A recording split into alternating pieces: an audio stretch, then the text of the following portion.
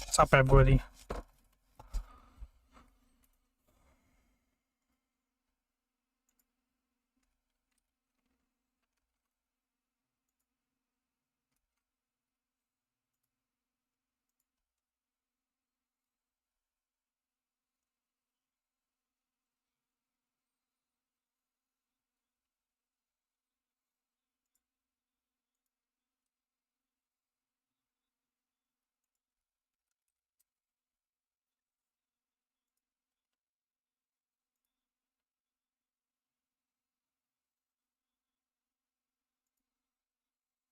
The president did an interview with 60 Minutes overnight on the event itself and the investigation. There was one question he really did not like. Let's get to CNN chief media analyst Brian Stelter for the latest on this. Good morning to you. Long time no see.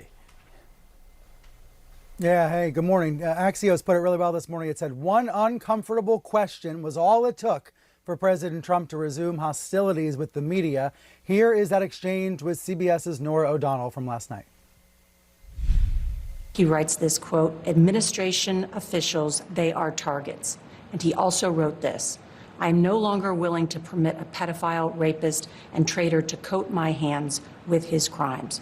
What's your reaction to that? Well, I was waiting for you to read that because I knew you would, because you're horrible people, horrible people. Yeah, he did write that. I'm not a rapist. I didn't rape anybody. Do you think he was referring to you? Excuse me. I'm not a pedophile. You read that crap from some sick person. You should be ashamed of yourself reading that because I'm not any of those things. Mr. President, these are the gunman's words. Excuse me. You shouldn't be reading that on 60 Minutes. You're a disgrace. What a disgrace. I want to tell you two things about that. Number one, this is President Trump as we've always known him. This is not surprising. What was surprising was that on Saturday night, he was calm and respectful. He showed a different demeanor toward the press corps. People wondered if that was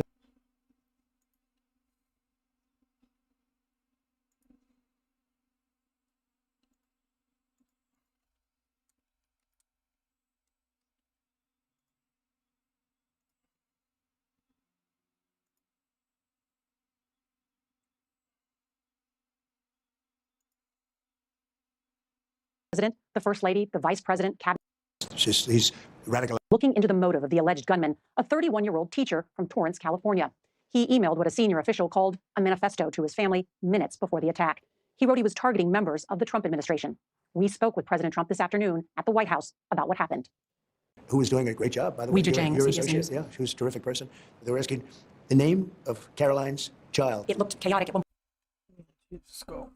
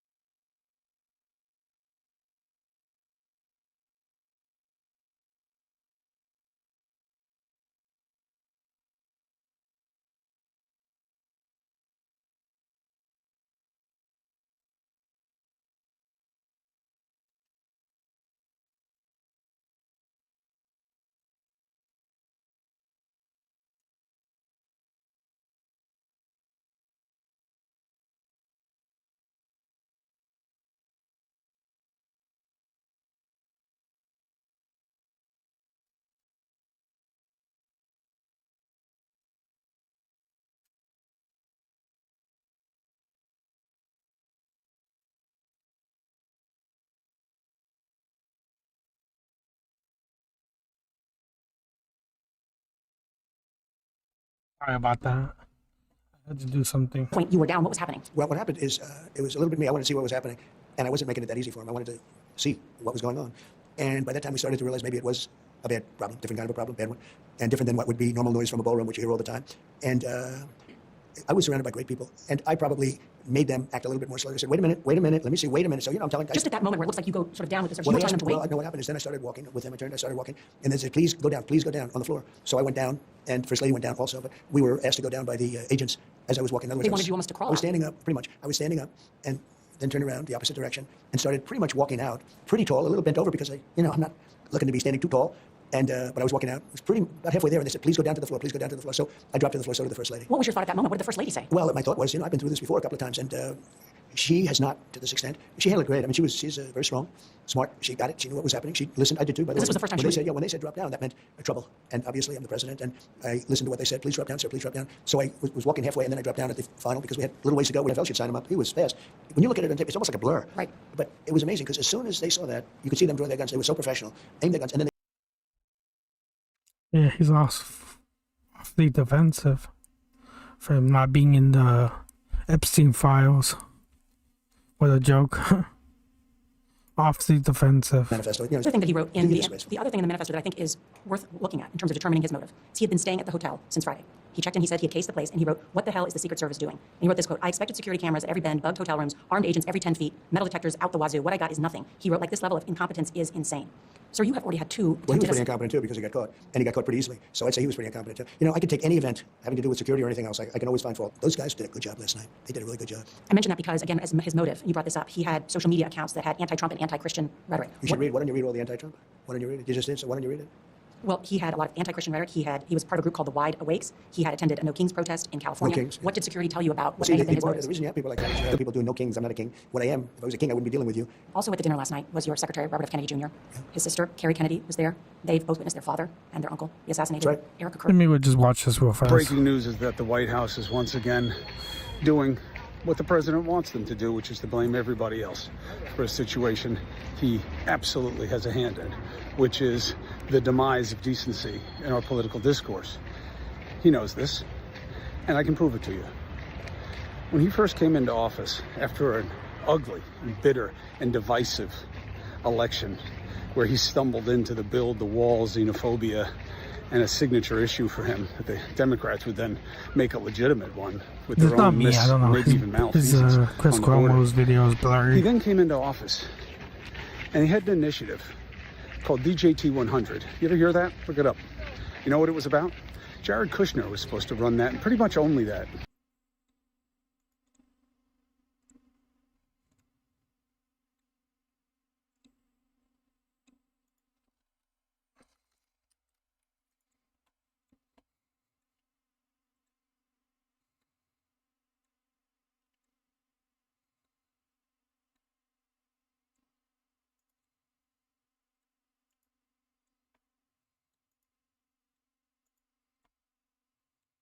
This was an event that Was there. The House Majority Leader, Steve Scalise, was there. Yeah. Political violence has touched so many people in that room. Is there something that you as president can do? What can be done to change the trajectory? Well, you go back 20 years, 40 years, 100 years, 200 years, 500 years. It's always been there. People are assassinated, people are injured, people are hurt, and I'm not sure that there's any more now than there was. I do think that the hate speech of the Democrats, much more so, is very dangerous. I really think it's very dangerous for the country. President Trump told us he hopes to move events like last night's press gala to the new East Wing. Progressive, let's use the word liberal press. But I was really happy to see the I don't know how long it'll last, the relationship, the friendship, the spirit after a very bad event took place. Now, the event turned out to be much less bad because nobody was killed, nobody was hurt. The Secret Service agent, I spoke to him, he had a bulletproof vest on. Unbelievable. He's okay. Oh, he's 100%. Yeah, no, he was 100%. He didn't want to go to the hospital. He really didn't. They asked him to go. He didn't want to go. He said, I don't need to go to the hospital. But he went because they asked him to go. Well, I know the White House Correspondents Association very much appreciates you going last night and honoring a commitment to do it I hope again. we're going to do it again. Nora, tell him to get it going, and we should do it within 30 days. And they'll have even more security, and they'll have bigger perimeter security. It'll be fine. But tell him to My security, the ballroom, nah. Says American elections were rigged and stolen and asked if all over the world are gonna fix them and we won't have a country. I'm asking all Republicans to fight for the SAVE Act. Voters must show voter ID. Proof of citizens are not to vote nowhere. Separate owners, disability, military, or travel.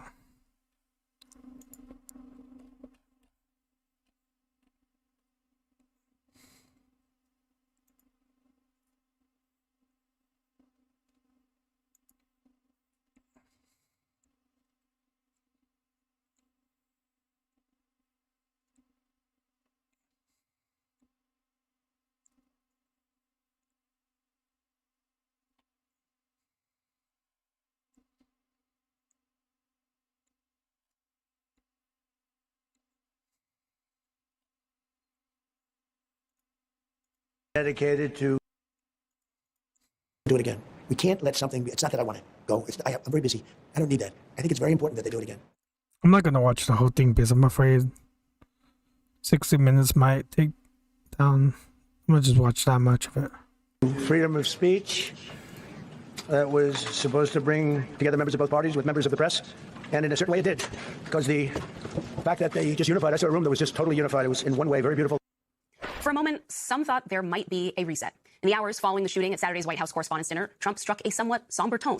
But then within 24 hours, Trump reverted back to usual form, and any restraint seemed short-lived. He was back in a combative posture by Sunday. In an interview with CBS 60 Minutes, Trump repeatedly attacked the anchor Norah O'Donnell personally, and the media more broadly, for the act of asking straightforward questions about the shooting suspect. He writes this, quote, "Administration officials, they are targets." And he also wrote this, "I'm no longer willing to permit a pedophile, rapist, and traitor to coat my hands with his crimes." What's your reaction Well, to I that? was waiting for you to read that because I knew you would, because you're horrible people. You should be ashamed of yourself reading that. You're a disgrace. But go ahead, let's finish the interview. The other thing that he wrote in You're the... disgraceful. I'm not a king. What I am, if I was a king, I wouldn't be dealing with you. We have some great people in the press, some very fair people, and people that are just on my side. But for the most part, it's a President and the administration, as comedians have done at past events.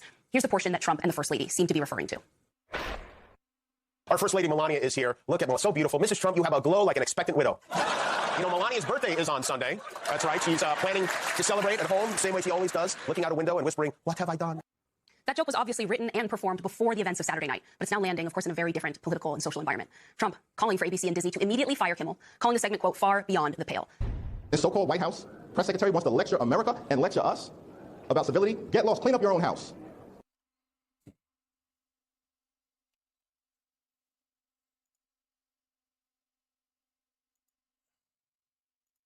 For the lady that asked my mama.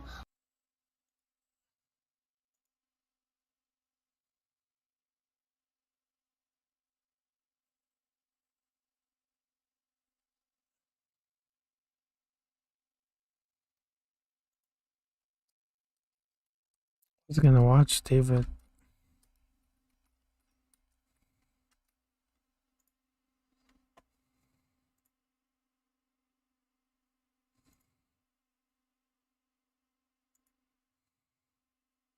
Was the shooting at the White House Correspondents' Dinner staged? That is what millions are saying on social media, including many on the political left. I got emails like, "David, you're not falling for this, are you? No one believes the shooting was real." Well, I was in Washington, D.C. over the weekend. I was at the Substack new media party just blocks away from the Correspondents' Dinner when the shooting took place. They locked us down, no one in and no one out, which really just meant the party continued. I'll talk about that later or on the bonus show. But what I want to talk about today are the widespread claims and insinuations that it was staged. And I will tell you why people are saying this, what the incentives would be, and I will also give you my opinion. Now, some of the claims that are being made are things like the security should be airtight, so any kind of breach or attempted attack couldn't possibly be real, meaning it must have been staged. There is a focus on how could someone get close enough for this to happen, people assuming that access points and screening would prevent anything like this, even though a lot of these people don't really know how layered security works in practice. Another claim is that it's too convenient that the person caused chaos by shooting, but wasn't really able to get close to Trump, and therefore it must have been set up. Or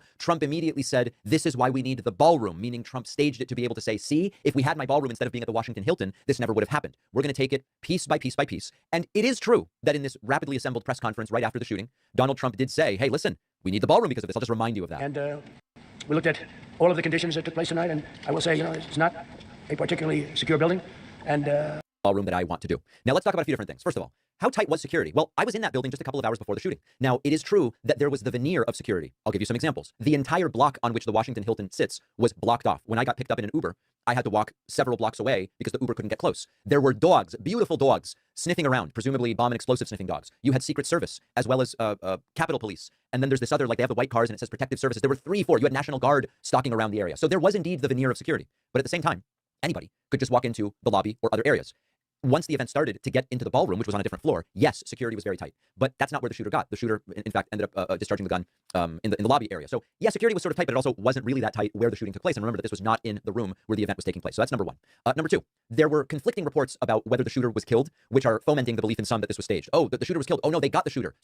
But this stuff is always incomplete and messy at the beginning. The lack of clear, widely shared footage at one point was fueling conspiracy theories. Everybody expected everything to be captured super cleanly on video, but we have surveillance footage of the shooter running by. And so since there wasn't, I guess, the extensive footage that some expected, that is fueling conspiracy theories. First, really quick, I want to tell you about one of our sponsors. One of the weird things about getting older is realizing how many photos never go anywhere. They sit in your phone, even when they are great pictures that matter. And this is why an Aura digital picture frame makes a great Mother's Day gift. Our sponsor, Aura, makes digital frames that turn photos into memories that can be enjoyed every day. I gave one to my mom years ago for Mother's Day. It's so easy. You can preload photos before the frame even arrives. You can keep adding pictures, and so can other people. I can add pictures of the baby anytime I want, even though we don't live that close to each other. These frames look like real prints. They blend right into the room's decor, and it's a great way to stay connected with your mom or other family members or friends and keep those pictures from disappearing. Aura is giving my audience $25 off their best-selling Carver matte frame. Go to auraframes.com. Use the code PACMAN. Terms and conditions apply. The link is in the description.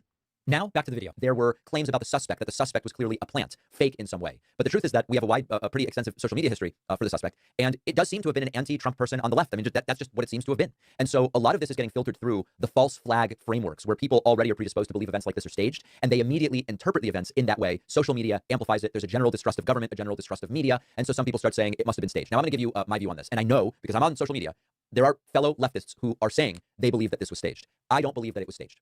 If the claim, we'll go through some of the claims. Trump did this because his approval rating is in the toilet, and he believed this would help his approval rating. Trump's polling moved half a point after the Butler.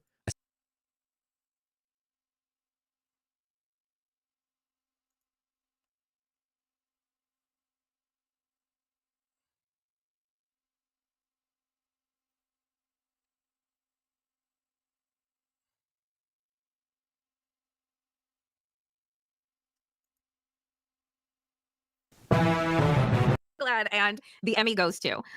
Folks, before we even dive in, Waj and I were talking right before we hit record. No. Let's just...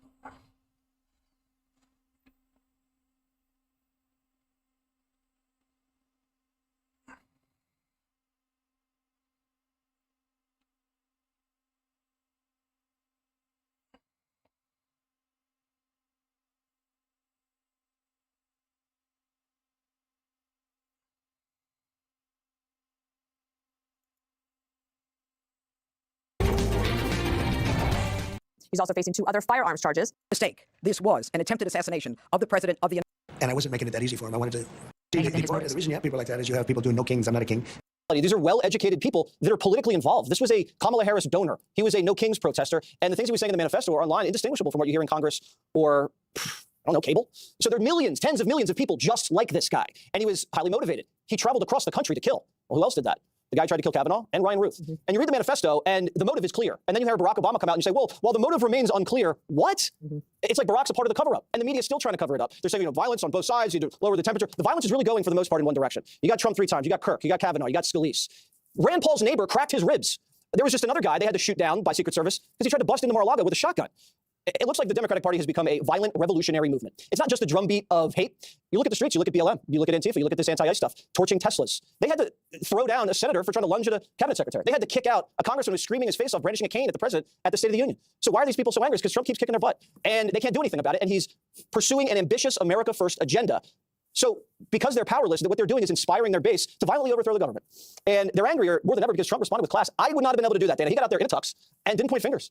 He came out and said, listen, it was a night of love. We were all coming together, First Amendment. And this is why we need the ballroom. You'd think the media, after their own lives were in danger Saturday night, would maybe tell everybody, maybe get off the warpath, maybe police the Democrats for saying Trump's a dictator. They probably won't. So the only thing we can do is shut them down. And I think one of the scary things, too, is that we keep having these scenarios, and that thank goodness it wasn't worse. But how much more security could we have had at this place? Do you think that the called a hot wash investigation will be enough to make significant changes, or are these types of events no longer possible? So I just assumed, like you, I've been at this dinner. I think this is the 4th administration where I've seen the president at this event, and we've also been when the president hasn't been in attendance. Security is always lighter when the president is not there. I assume because this is the first one President Trump has attended, security would be so much more intense. I was told the Hilton was going to shut down at 2 o'clock unless you had a ticket, a pass, or a hotel key. We booked a room at 3 at the Hilton on Saturday, had no problem getting in there. The security was very lax in the lobby, and like Bill Maloogian and others, I was shocked that we could get down the escalators with our guests who didn't have tickets, get them into various parties, and it wasn't until we went through the magnetometers at the very end of the security protocol, which was really the only checkpoints, and again, no ID, nothing like that, and I was shocked that there was no bulletproof glass in front of the dais, because I assumed when I walked.